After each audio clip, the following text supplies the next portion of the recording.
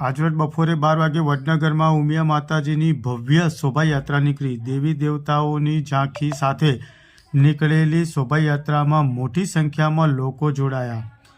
વડનગરના મુનિજી સંકુલ ખાતે નિર્માણ પામેલા ભવ્ય ઉમિયા ધામમાં 3 દિવસીય 51 કુંડી સતચંડી મહાયજ્ઞ અને પ્રાણ પ્રતિષ્ઠા મહોત્સવનો પ્રારંભ થયો છે। આ અંતર્ગત 24 જાન્યુઆરીના રોજ દેવી દેવતાઓની ઝાંખીઓ સાથે ભવ્ય શોભાયાત્રા નગરમાં નીકળી હતી। મુખ્ય